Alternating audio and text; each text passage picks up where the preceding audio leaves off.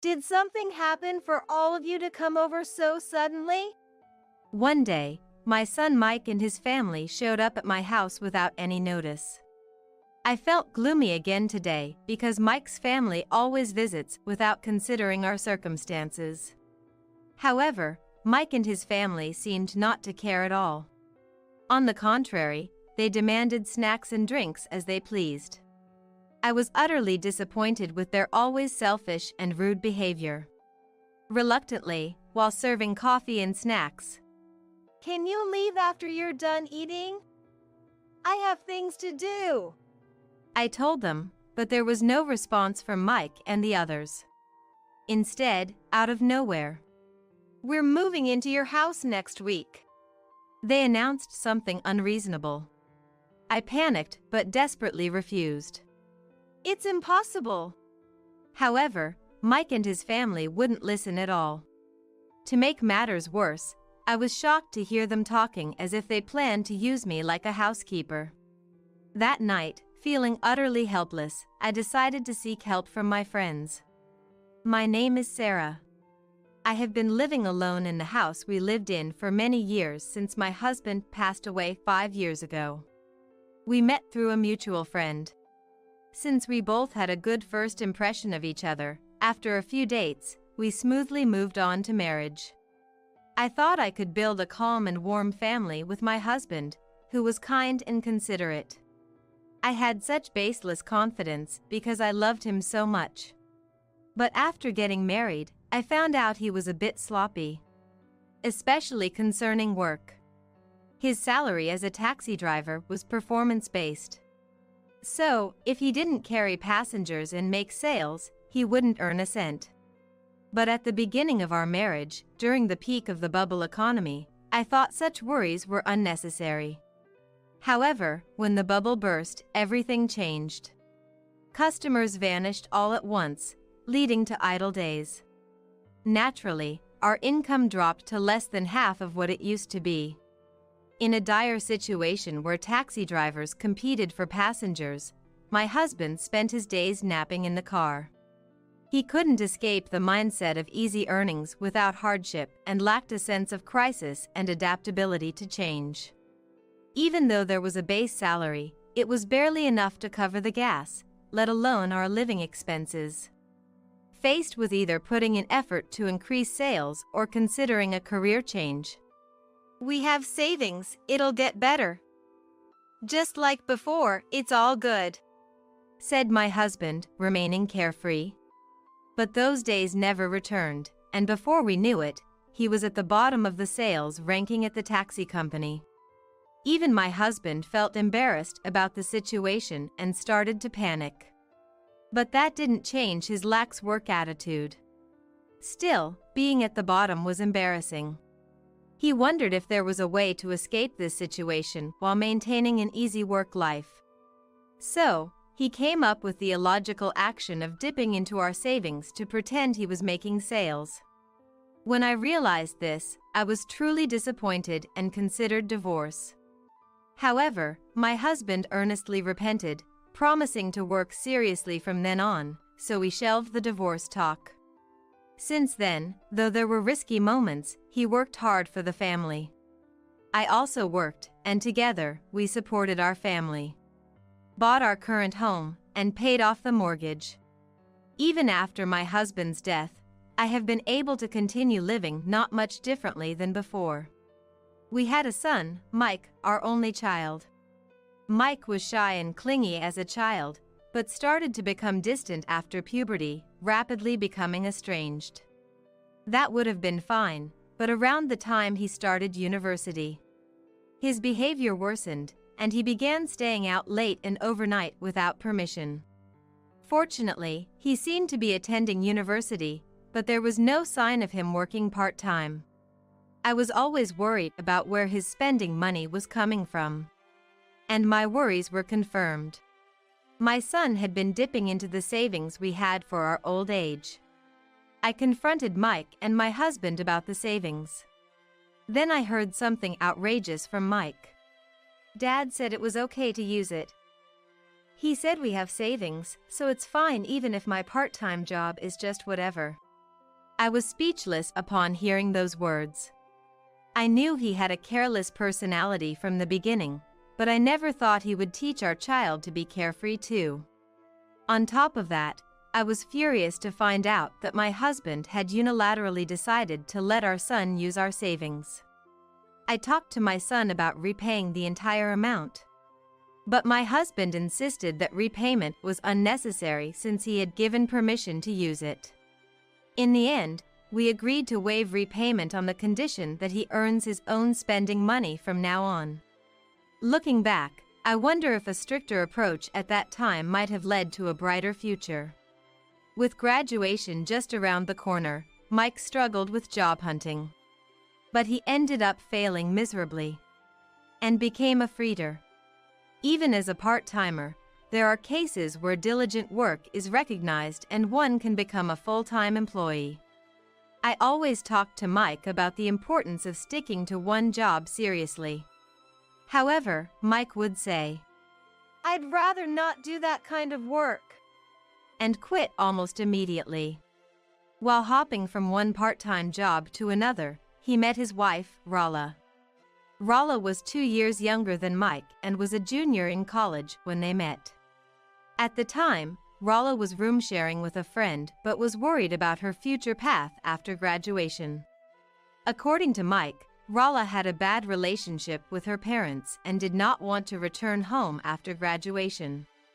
However, her room-sharing friend was moving out after graduation, and Rala was worried about being able to afford the rent. Mike, who had been Rala's confidant, suggested they start living together along with starting their relationship. Rala accepted, and they became a couple. The two started living together when Rala's room sharing with a friend ended. Then, about a year later, the arrival of our granddaughter, Mary, led Mike and Rala to get married. I had my concerns, but secretly hoped that marriage and having a child might make Mike more serious about work. However, Mike's carelessness towards work did not change. He did try to find employment for the sake of his child a few times, but was quickly fired due to unexcused absences and neglect of duties. Recently, he seems to be making ends meet by working in construction. Rala also works part-time at a supermarket, but she often changes jobs, possibly due to poor customer service.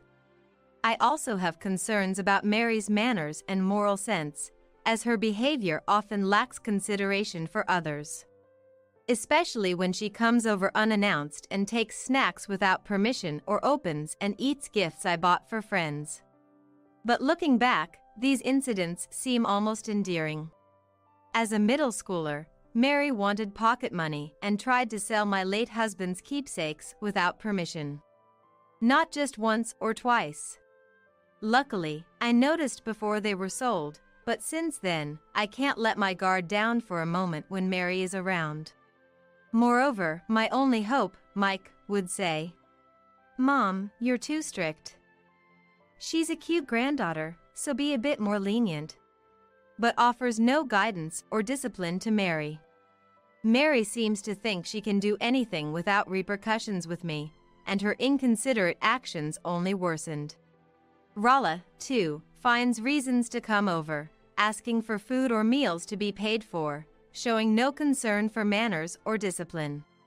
I tolerate it because they are my only family, but frankly, they have been nothing but a source of worry.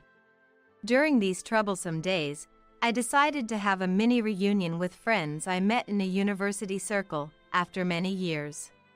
"It's been so long, everyone." "Oh, you became an editor-in-chief at a publishing house?" "As expected from our writing circle's president." "My recent life?"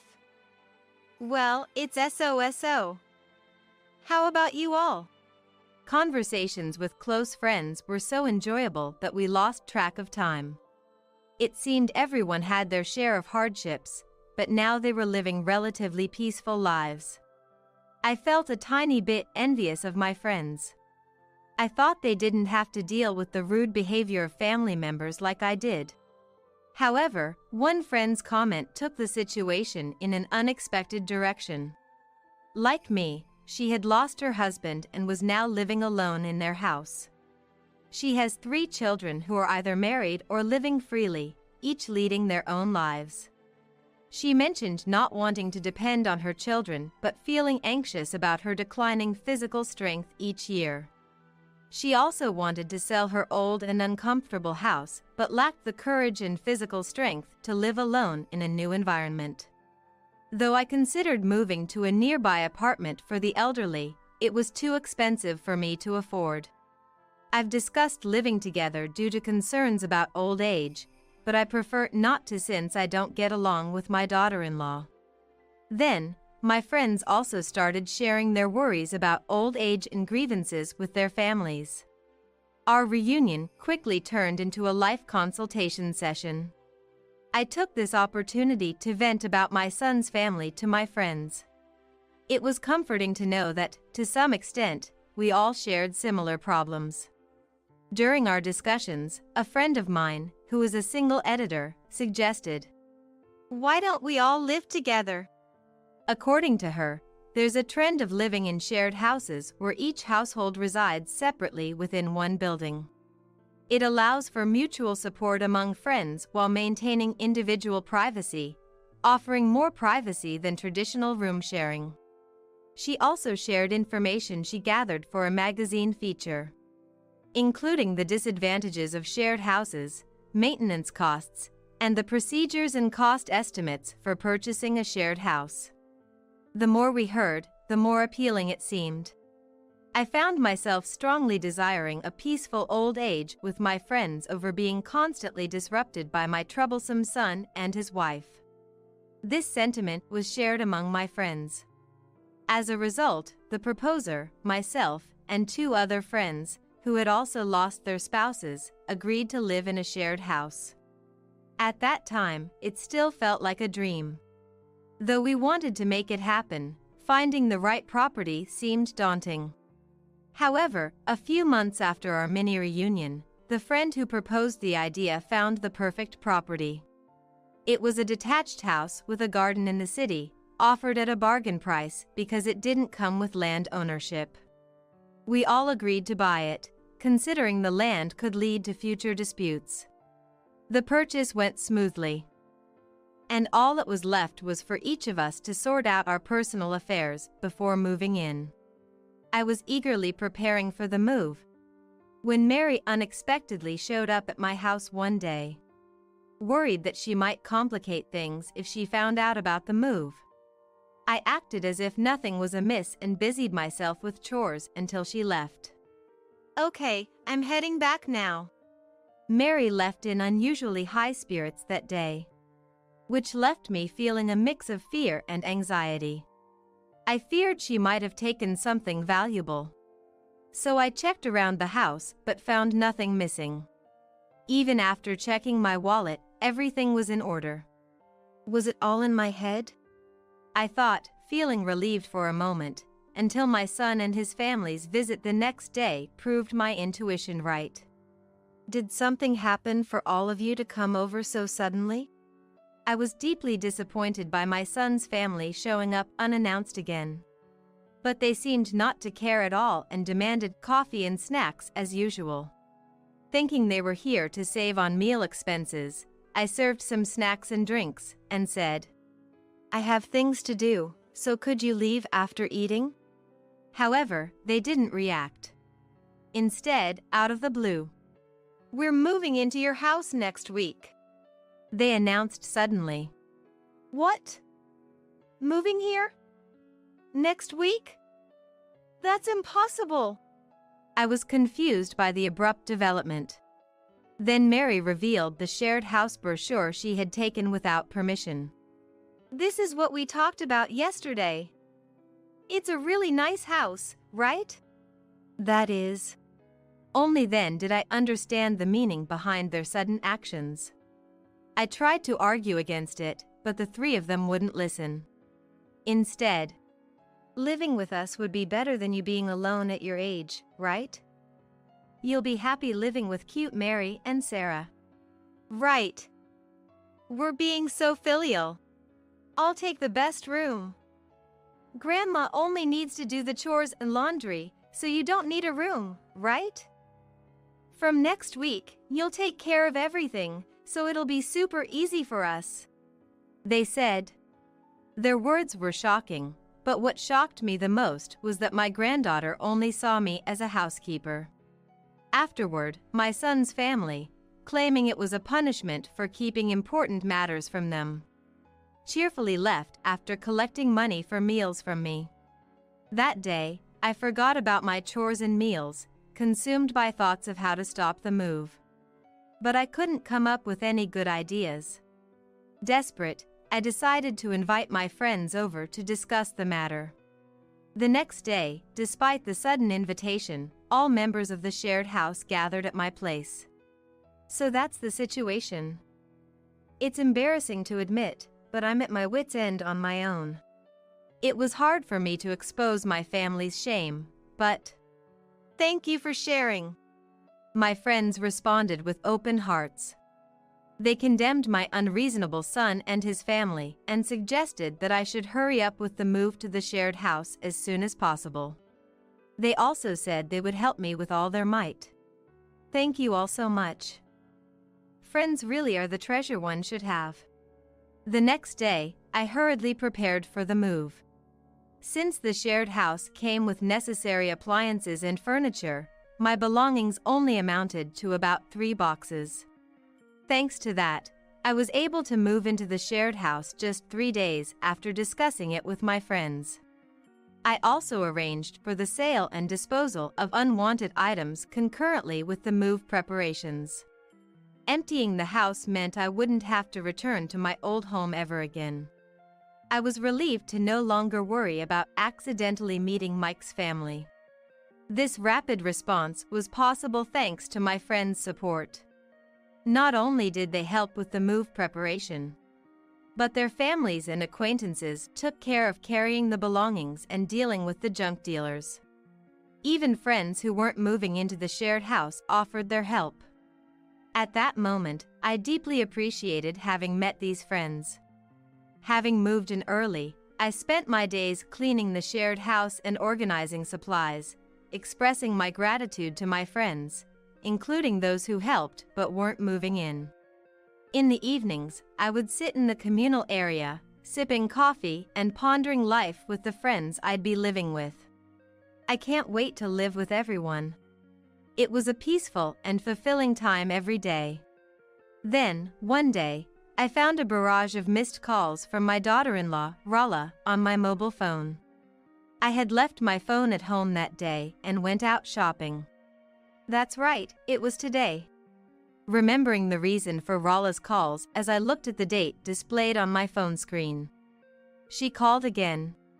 Hello? Sarah? Why aren't you answering your phone? What's this all about? I don't understand. Over the phone, Rala sounded panicked, barely able to say anything besides expressing her confusion. Put me on speaker. What's going on here? Explain yourself properly. Mike, cutting into the conversation, was yelling with an almost crazed intensity. Imagining their faces, I couldn't help but laugh. Have you figured it out yet? What are you laughing at? Explain now.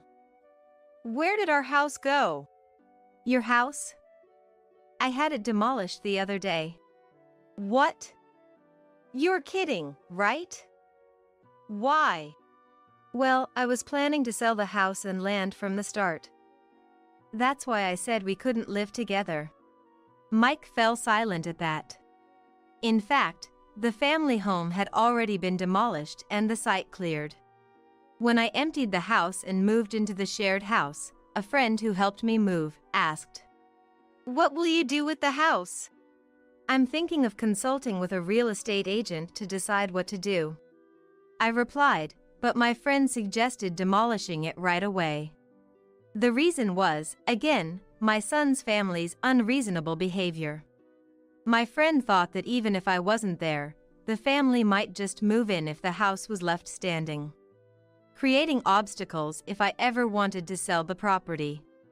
To prevent this, the best course of action was to demolish it immediately. Moreover, this friend's husband also did demolition work and could start as early as the next day. Having received a considerable sum from selling the unwanted items, I immediately agreed to my friend's proposal and decided to have the family home demolished. This is how I managed to teach my selfish and unreasonable son's family a lesson. What do you mean you were planning to sell? What about us? That's right! We've already terminated our apartment lease. Where are we supposed to live now? That's not my problem. Talk to the landlord and maybe you can move back into the apartment.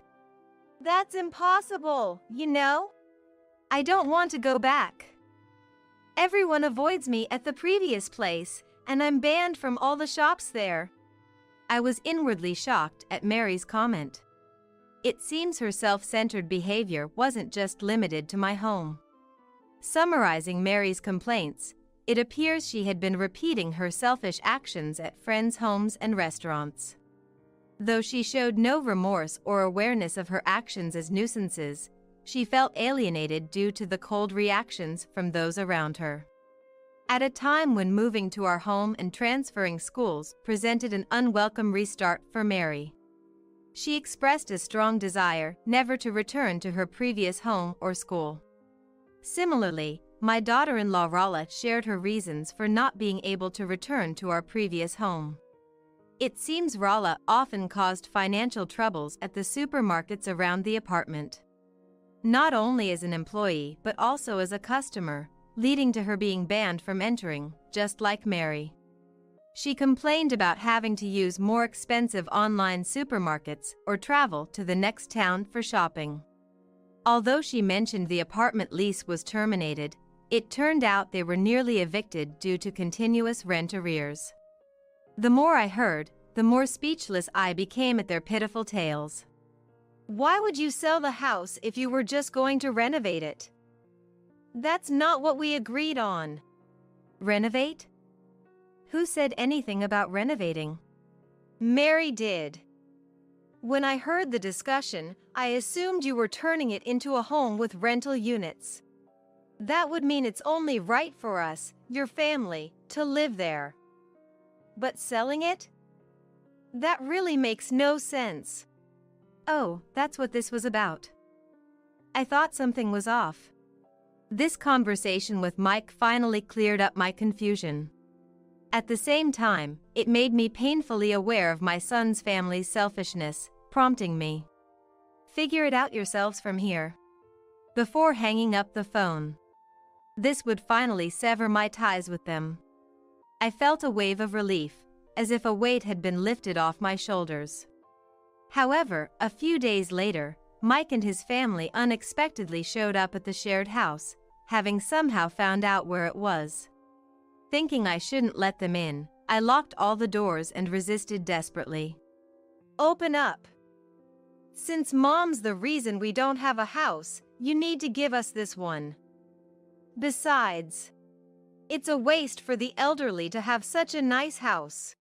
Mike and his family made threatening gestures, ringing the doorbell repeatedly and banging on the door. My hands trembling, I managed to call the police. When the police arrived at the shared house a few minutes later, Mike and his family fled. I managed to get through today, but I was sure they would return tomorrow. With this thought, I reported the incident to my friends. Two of them mentioned having family members who are police officers, firefighters, and self-defense forces personnel and offered to consult them. From the next day, a police officer from the nearby station started checking on the shared house. Additionally, following one friend's early move-in, men from the fire brigade and self-defense forces began patrolling the area and offering security advice. When Mike and his family showed up again, they left without saying a word upon seeing the men. After that, we never saw Mike and his family again. Originally, Mike and his family had planned to take over the shared house before my friends moved in. However, they were unable to execute their plan because of the daily visits by the physically imposing men and the police officer. Moreover, Mike and his family's funds quickly depleted from staying in hotels. As they were scouting the shared house daily for an opportunity to take over, without working, they eventually ran out of money. Desperate, Mike and his family sought help from a homeless service center. The only option presented to them was to move into the only available public housing, which was too small for a family and poorly located. Despite the undesirable conditions, they had no money nor other place to live. Furthermore, they risked losing even that option if another applicant showed up. Stuck without any forward or backward path, Mike's family reluctantly decided to move into the public housing. Although the rent was cheap, everything else required money. Mike and his family, who had depended on my money and food without seriously working, never saw their situation improve. Moreover, the distance from the middle school meant Mary had to catch an early morning bus to make it to class on time. Unable to cope with such a difficult life, Mary became a problem child, repeatedly skipping school and running away from home. Meanwhile, in the shared house, the remaining two friends moved in, and we began our long-awaited life together as four. The incident with my son's family brought us closer, making our subsequent life surprisingly smooth and comfortable. Living with these reliable friends who helped me through a crisis in my life became my greatest support. The shared space allowed us to invite friends who didn't live with us for tea parties, weekend drinks, and travel planning, making our lives even more enjoyable. The absence of stress from my son's family even gave me the leisure to start writing novels again. This year, I turned 65. My life, though not unhappy, had been dominated by my husband and son. But now, I can spend my money and time on myself and the friends I live with. Thus, I converted all my inheritance into cash. I plan to use it freely, excluding my savings for old age, and live a carefree life.